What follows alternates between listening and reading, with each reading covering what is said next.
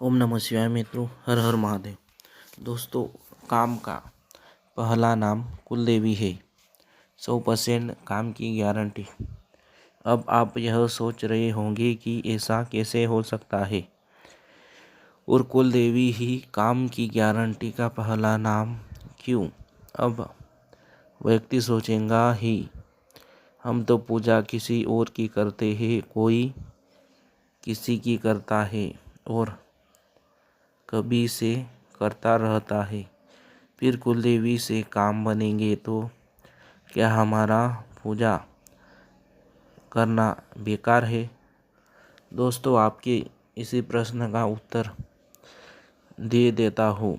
हमारे घर में हो चाहे आपके घर में हो, हर व्यक्ति अलग अलग को मानता है और अलग अलग देव की शरण में रहता है। वह उनका अपना प्रिय देव होता है, लेकिन कुलदेवी को घर के पूरे सदस्य मानेंगे और मानना ही पड़ता है। और इस वक्त वर्तमान में ही नहीं, हमारे बुजुर्ग जो हुए, उनके जो बुजुर्ग हुए और पीढ़ी दर पीढ़ी कुलदेवी को जब मानते चले जाते हैं तो कुलदेवी की शक्तियाँ बरकरार आपके लिए काम करने लग जाती है और उनकी शक्ति सदा आपके हित में होती है और आपके लिए हमेशा वे कृपा बरसाती है और आपका कार्य भी पूरा करते हैं।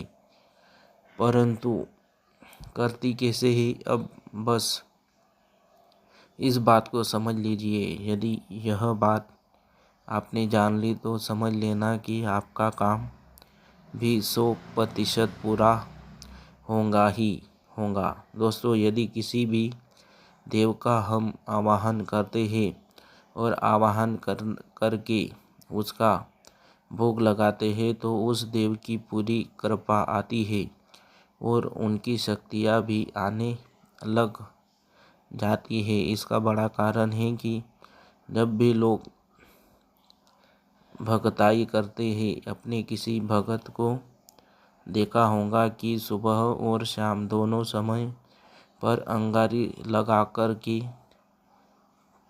भोग लगाते हैं। पहले अपने दीपक जलाएंगे, उसके सामने अंगारी रखेंगे और उसके ऊपर अपना भोग लगाए और तब उनके मंत्र चलते हैं और तब उनकी आराधना चलती है और तब आती उस देव की पूरी कृपा। दोस्तों, यह एक सरल मार्ग हुआ करता है कि इसमें थोड़ा परिश्रम तो अवश्य है, थोड़ा सा वो भी थोड़ा सा है, अधिक परिश्रम नहीं है, पर काम बनेगा। दोस्तों, एक बात का ध्यान रखना कि काम आपने वह बोलना है जो काम आपके करने के लायक हो या काम हो जाए। अब कोई अनाप शनाप अर्जी लगाएंगे तो नहीं लग पाएंगी, पर काम होने लायक है। कोई परीक्षा में कोई उत्तीर्ण नहीं होता तो पढ़ाई करने के बाद भी इंटरव्यू में सिलेक्ट नहीं होता। कोई 1 नंबर से रह जाता है, कोई 2 नंबर से रह जाता है, या मेहनत करने के बाद रोज़गार नहीं मिलता तो रोज़गार के लिए आप अर्जी लगाएंगे। ऐसे बहुत से काम हुआ करते हैं जो सीधे साधे काम होते हैं और इस प्रकार की यदि काम की आप अर्जी लगाएंगे तो काम बनेंगे ही बनेगा। पर अब बनेगा कैसे, अर्जी लगेंगी कैसे? बस यह बात तो बस आपने करना क्या है, 2 लौंग, 2 इलायची और 1 बतासा।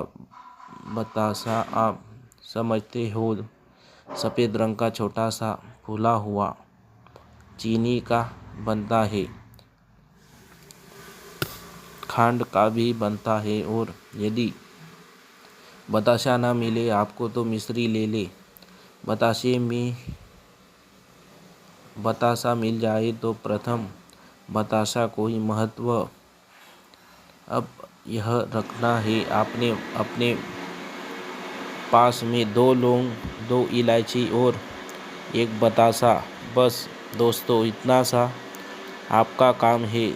थोड़ा घी पास में रखना है। अब आपने शुक्रवार के दिन शाम को सूर्यास्त होने के लगभग या इसके आधा घंटा बाद लगभग पूर्व की ओर मुख करके बैठना है। घी का दीपक जलाना है, लंबी बत्ती लगानी है और उसके सामने पहले एक कंडे को छोटा सा पीस ले। कंडा आप जानते ही है, गोबर का बनता है जिसे ओपला भी कहा जाता है। उसको गैस पर रख दे। वह अच्छी प्रकार से जलने लग जाएगा। अब 50 से 60% जल जाए तब उसको अपने दीपक के सामने रख दो। बस दोस्तों जैसे ही आप उसमें घी डालेंगे तो दीपक थोड़ा सा पास में रखना, अंगारी थोड़ी पास में रखना। तो घी डालते ही जैसे ही उसमें धुआं उठेंगी और उसकी लो से वह उस कंडे पर जो धुआं निकलेंगी तो उसको पकड़ लेंगी और अग्नि उसमें लग जाएंगी। दोस्तों आप यह ना सोचना कि ना लगे, अभी पहला अनुभव है आपका, थोड़ा सा पास में कर लेना लग। बस दोस्तों लगने के पश्चात आपने यह भोग लगाना है। आपने तो इससे पहले अपने जब इसके ऊपर अग्नि प्रज्वलित हो जाए तो समझ लेना कि माँ की शक्तियाँ आ गई। अब आपने माँ कुलदेवी का ध्यान करना है कि माँ आइए और हमें आशीर्वाद दे। बस इतना बोल देना है और अब इनका तुलंग लगाकर कि और आपने बोलना है ओम श्री कुलदेव नैवेद्यम निवेद्या। यह वैसे तो तांबूल पंगी फल में आता है, परंतु चूँकि हम बारी बारी लगा रहे हैं और बाद में बताशा का भोग लगाएंगे तो अपने नदम से ही बोल देना है, उसी में माँ खुश हो जाएंगी। आपका बस एक ध्यान होना चाहिए कि हम माँ को कोई भी पदार्थ खिला रहे हैं, ठीक है, आप समझ गए होंगे। ओम श्री कुलदेव न वेदम निवेद। अब इलायची ले लो और इसी प्रकार से फिर बोलने ओम श्री कुलदेव न वेदम निवेद। अब बताशा ले और बोले ओम श्री कुलदेव नैवेद्यम निवेद्या और बताशा रख। बताशा यहाँ पर ना तो मिश्री डाल दे। दोस्तों आपका यह तीनों नैवेद्य में ही जाएंगी। इसके लिए अलग अलग मंत्र की ज़रूरत नहीं है। बस इतना करने के बाद आपने थोड़ा सा जल अपने पास में रखना है और जल के छींटे लगा देने हैं उसके पास में 3 बार, इतना सा करके। और दोस्तों अब आपने अपनी अर्जी बोलनी है।